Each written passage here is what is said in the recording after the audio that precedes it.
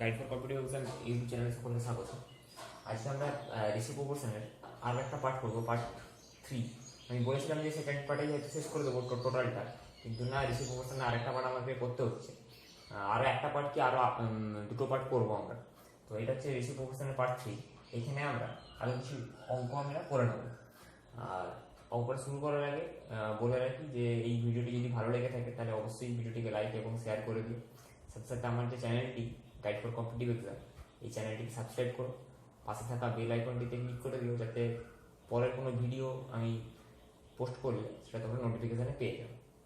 তো আমরা শুরু করি তাহলে আজকের অঙ্ক। এটা হচ্ছে 49 নম্বর অঙ্ক, প্র্যাকটিস সেটের।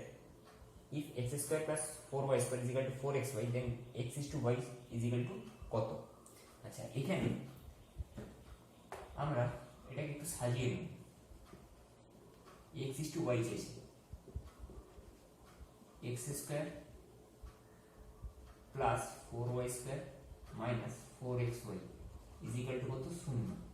আচ্ছা, এটাকে আমরা x square plus 2y square minus 2 into x into 2y লিখতে পারি। তার মানে কি এক্স মাইনাস 2y এর whole square is equal to 0। সূত্র তো square plus b square minus 2ab a minus b whole square. x minus 2y is equal to 0 বলতে পারি। x is equal to 2y, x by y is equal to কত? 2। এখানে নিচে তো নিশ্চয়ই gap থাকবে, তাহলে x ইজ টু y সমান কত? 2:1। এটাই হচ্ছে অ্যান্সার।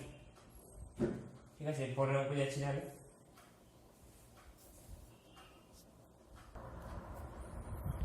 এর পরের অঙ্কে যেটা বলেছে, if a is to b is equal to 3 is to 4, then 7a plus 3b is to 7a minus 3b is equal to কত? এখানে যদি এরকম টাইপের অঙ্ক থাকে তাহলে আমরা 7a plus 3b is to মানে কি বাই 7a minus 3b, এটাকে কিরকম লিখবো? এর জায়গায় জাস্ট 3 বসিয়ে দেবো। এর মানটা 3 প্লাস 3 ইন্টু b এর মানটা কি 4। এখানেও ঠিক তাই। তার মানে কি 21 প্লাস 12, 21 মাইনাস 12, 3 3 9। তার মানে 3 is to 9, 7 minus 3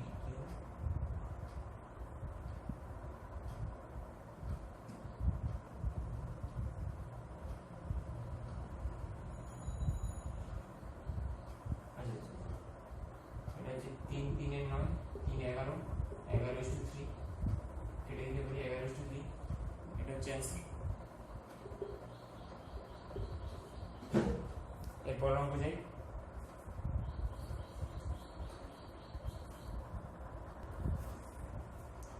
এরপর অঙ্ক কি বলেছে? 85 থেকে দ্য ডিফারেন্স অফ ওয়ান এক পূর্ণ 3/16 and its reciprocal is. Reciprocal বলতে কি অনন্য। ঠিক আছে, ডিফারেন্স বলছে এর এবং এর অনন্যকে। 1/3/16 কে আমরা কি বলতে পারি? 16 কে 16 18 19, 19/16। এর রেসিপ্রোকাল কি হবে?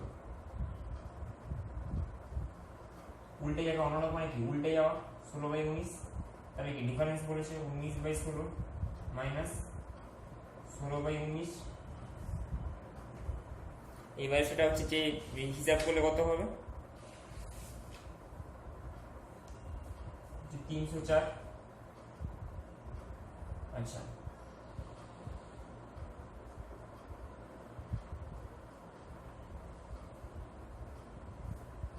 এটা তোমার 19 প্লাস 16 আর 19 মাইনাস 16,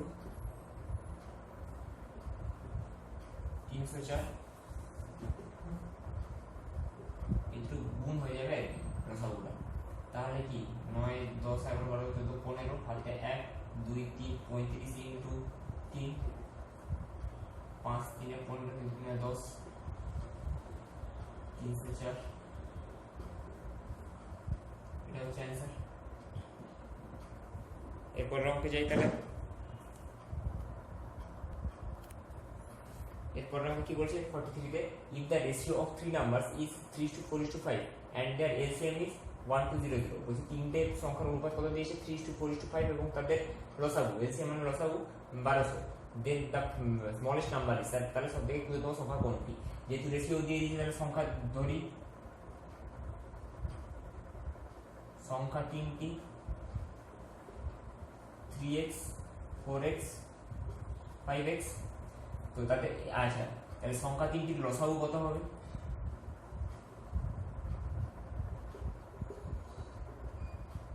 লসাগু কি হয় 3 × 4 × 5 × x কমন গুলো নিতে হয় প্রত্যেকটা থেকে কমন নিতে হয় 3 4 12 12 12 5 60 60x তাহলে আমরা বলতে পারি 60x সমান 1200 দেওয়াই তো আছে এলসিএম লসাগু তাহলে x সমান কত 1200/60 20 x সমান 20 বেরোচ্ছে বলছে কি স্মলেস্ট নাম্বার ক্ষুদ্রতম সংখ্যা কোনটা 3x তাহলে বলতে পারি ক্ষুদ্রতম সংখ্যা 3 × 20 মানে 60 3x যেটা আছে এটাই হচ্ছে অ্যানসার এরপর অঙ্ক যাচ্ছি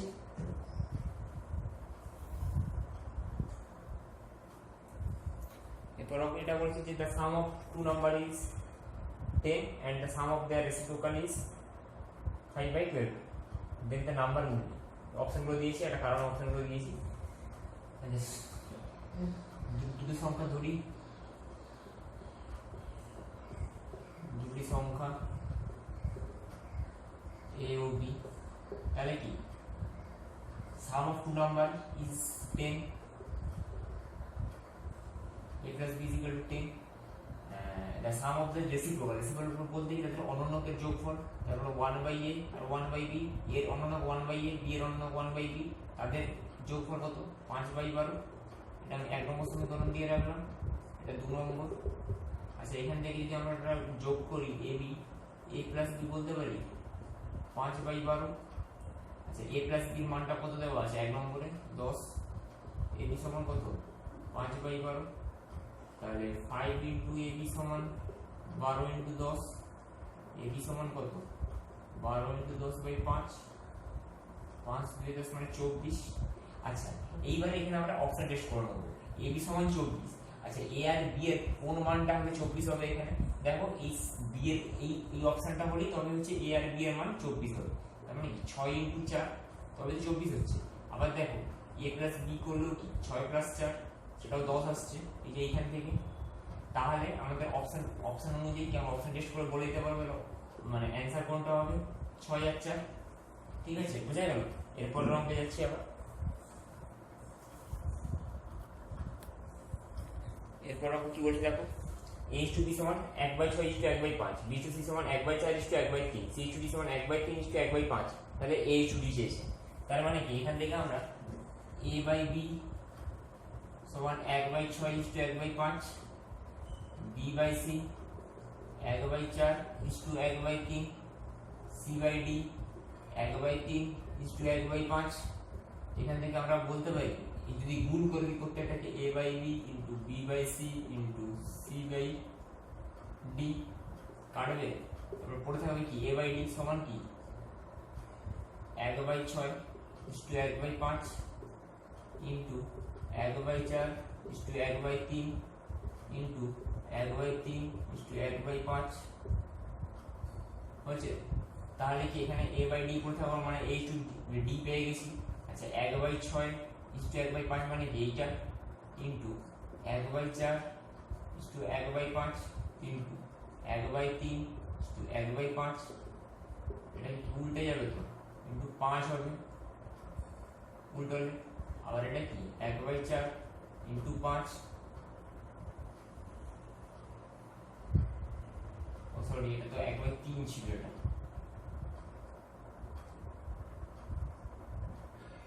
এটা 3 ছিল তারপর এটা কি ইনটু 1/3 ইনটু 5 এটা তো উল্টে যাচ্ছে উপরে চলে যাচ্ছে ওই জন্য 5 হয়ে যাচ্ছে তার মানে 5/6 ইনটু 3/4 ইনটু 5/3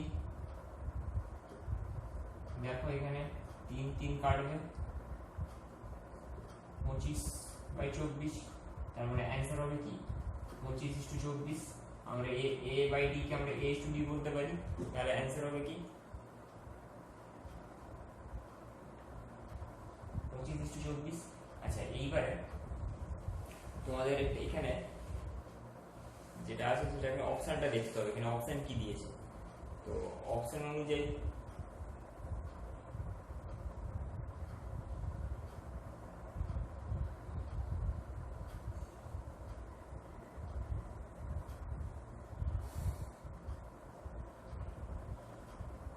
এটাকে আমরা 1/24:1/25 বলতে পারি। এই জিনিসটাকে আমরা বলতে তো পারি, কারণ কি 1/24:1/25 মানে 1/24/1/25 1/24 ইন্টু 25 হবে না, তার মানে কি 25:24 তো, মানে এইটাকে তো ঘুরিয়ে আমি এটা বলতে পারি। তো ওই জন্য অপশন তোমার এটা দেওয়া আছে, যদি অপশন এটা দেওয়া থাকে তাহলে তোমাকে অপশন এটা চুজ করতে হবে। যদি তুমি এই অপশনটা পেয়ে যাও তাহলে এই অপশনটা করবে, যে অপশনটা থাকবে সেই অপশনটা তোমাকে করতে হবে। মানে 1/24:1/25 এটা তোমাকে করে আসতে হবে। আশা করছি অঙ্কটা বুঝতে পেরেছো। যদি বুঝতে না পারো আমাকে বলবে, আমি আবার বলে দেবো।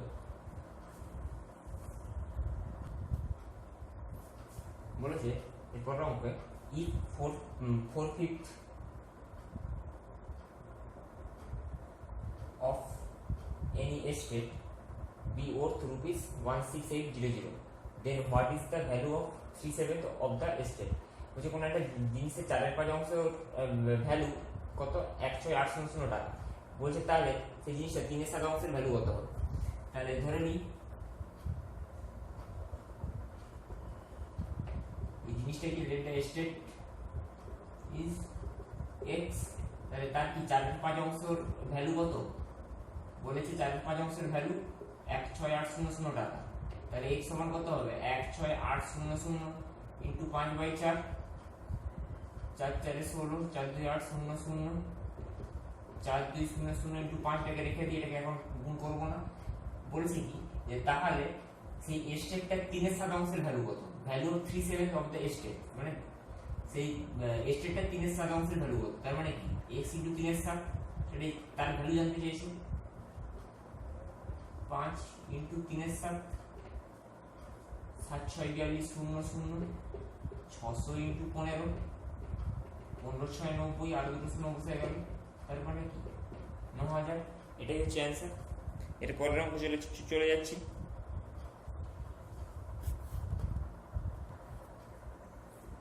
এর পরের অঙ্ক কি বলেছে, a TV and a VCR together cost ₹35000.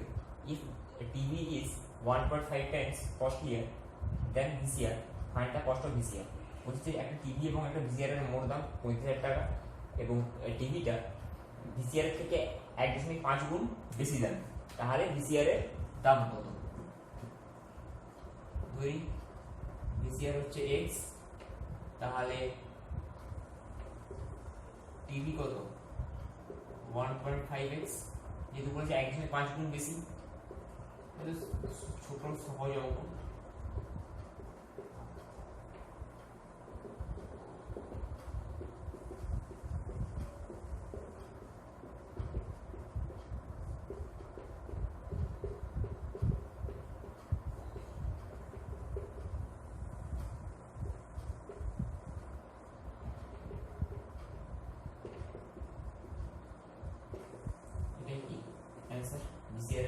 দাম এক্সট্রা ভিসিআর দাম ধরে নিয়েছিলাম। তো এরপরের অঙ্কে যাচ্ছে এবার। এরপরের অঙ্ক বলেছে 14 দাগের অঙ্ক, the students in 3 classes are in the ratio 2:3:5. If 40 students are increased in each class, the ratio changes to 4:5:7. Originally the total number of student was. বলেছে যে 3টে ক্লাসের স্টুডেন্টের সংখ্যা ছিল, এটা হচ্ছে রেশিও দিয়েছে, তার অনুপাত দিয়েছে, মানে 3টে ক্লাসের স্টুডেন্টের রেশিও বা অনুপাত 2:3:5 এটা ছিল। বলছি যদি if 40 students are increased in each class, বলছি যদি 40 জন স্টুডেন্ট প্রত্যেকটা ক্লাসে যদি বৃদ্ধি পায়, তার রেশিও চেঞ্জেস টু 4:5:7, তাহলে বলছি কি তাহলে ওই যে অনুপাত যেটা ছিল 3টে ক্লাসে, সেই অনুপাতটা চেঞ্জ হয়ে যাবে 4:5:7। তাহলে বলছে originally the total number of the student was, মানে তাহলে অরিজিনালি স্টুডেন্টের সংখ্যা কত। তো আমরা এখানে এটা একটু অন্যভাবে করবো, আমরা ইউনিট ধরে করব। তাহলে ফার্স্টে কি ছিল, প্রথম অরিজিনালি কত ছিল,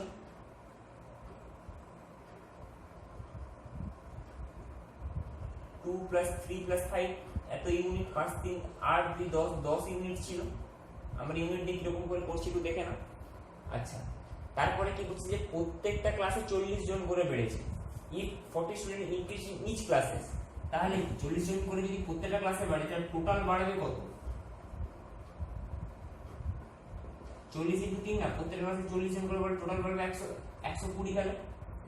আর সে ফার্স্ট অরিজিনালি কত ছিল 10 ইউনিট ছিল, যখন বাড়ার পরে অনুপাতটা কত হচ্ছে 4:5:7, তাহলে সেকেন্ড যেটা হবে ইউনিটটা কত হবে 4 + 5 + 7, 5 4 এ 9, 10 11 12 13 14 15 16 ইউনিট। দেখো তার মানে কি এটা নিশ্চয়ই বেড়েছে, আগে ছিল 10 ইউনিট এখন হচ্ছে 16 ইউনিট, তাহলে বেড়েছে কত ইউনিট? 16 - 10 মানে 6 ইউনিট। সেটা সমানই তো আমরা বলতে পারি যে 120, বলতে পারি 6 ইউনিট সমান 120, কারণ বেড়েছে কত, টোটাল বেড়েছে কত 120, এখানে ইউনিট বলতে কি 6 ইউনিট বেড়েছে। তাহলে আমাদের কি যেছে অরিজিনালি টোটাল নাম্বার, অরিজিনালি কত ধরেছিলাম 10 ইউনিট, তাহলে আমাকে 10 ইউনিটটা বার করতে হবে। 1 ইউনিট সমান কত 120/6, 10 ইউনিট সমান কত 120/6 ইনটু 10, 6 দিয়ে 12 0 মানে 200। অরিজিনালি কত ছাত্র ছিল? 200 জন ছাত্র ছিল, অ্যানসার হয়ে গেল। আচ্ছা, এই পার্টে আমরা আজকে 14 অবধি করলাম, এর পরের পার্টে আর 5-6টা মতো অঙ্ক করব, দিয়ে রেশিও প্রপোর্শন আমরা শেষ করে দেবো। ভিডিওগুলো যদি বুঝতে না পারো অবশ্যই কমেন্টে জানাবে, বা আমাকে আমার ফোন নাম্বার দেওয়া আছে, এই ফোন নাম্বার দেওয়া আছে, ফোন নাম্বারে ফোন করে নেবে। তো এটি আমার হোয়াটসঅ্যাপ নাম্বার, হোয়াটসঅ্যাপে এটাতে জিজ্ঞেসও করে নিতে পারো যদি কোনো সমস্যা থাকে। আর যদি ভিডিওটি ভালো লেগে থাকে তাহলে অবশ্যই লাইক শেয়ার করে দিও এবং চ্যানেলটিকে সাবস্ক্রাইব করো। পাশে থাকা বেল আইকনটিতে ক্লিক করে দিও যাতে তোমরা পরবর্তী ভিডিও নোটিফিকেশন পেয়ে যাও। তো আজকে এই অবধি থাকলো, ধন্যবাদ।